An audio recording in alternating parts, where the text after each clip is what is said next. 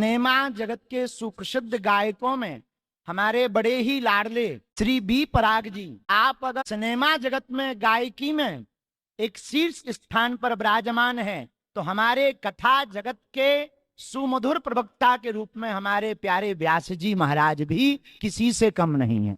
दोनों तरफ से गायकों की ही टक्कर मची है, पर अद्भुतता यह है कि हमारे प्यारे पूज्य श्री व्यास जी महाराज जी की मंगलमयी वाणी से हम सब इतने भाव विभोर हो रहे हैं। हमको अभी बता रहे थे आप, जब हम घर बैठे थे गाड़ी में, कि यहाँ पर सभी लोग ब्रज के इस उत्सव में गोपी और उद्धव संवाद को सुनकर के अपने आप को भूल गए थे। तो हम भी, अब हमारी आज तो बहुत व्यस्तता है, खूब जल्दी में हम आए हैं, लेकिन इसी बहाने हमको भी आप सबके दर्शन हो गए और इस कथाक्रम में, और पहली बार सिनेमा जगत के गायकों में बहुत सी प्रसिद्धि पाने वाले लोग हुए और खूब प्रसिद्धि मिली लोगों को, पर प्रसिद्धि पाकर के सिद्धि की तरफ लौटने वाले एक आप हैं।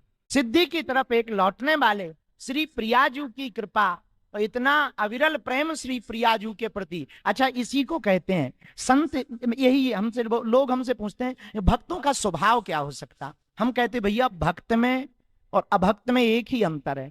अभक्त हर व्यक्ति को अपने से छोटा अपना गुलाम बनाना चाहता है, और जो भक्त होता है वो दूसरों का दास बनना चाहता है, प्रभु का दास बनना चाहता है। एक बात और, सोना और पारसमणि को अगर देखा जाए तो एक पारसमणि पत्थर है। तुमने सुना है पारसमणि के बारे में?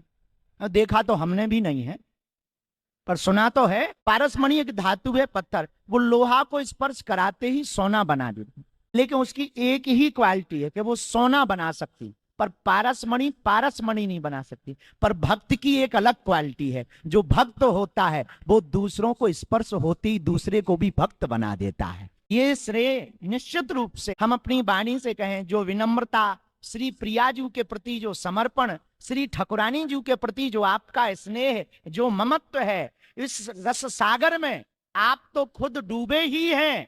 चंडीगढ़ के आगल पागल जो अटक भटक रहे थे और हली उल्लाह वालों के चक्कर में जो पढ़ने वाले थे, उनको भी हिंदुत्व का पाठ पढ़ा करके पूरे भारत को एक नया संदेशा दिया है कि फिल्म सिनेमा जगत के प्रसिद्ध गायक भी ठाकुरानी के इतने बड़े भक्त हो सकते हैं।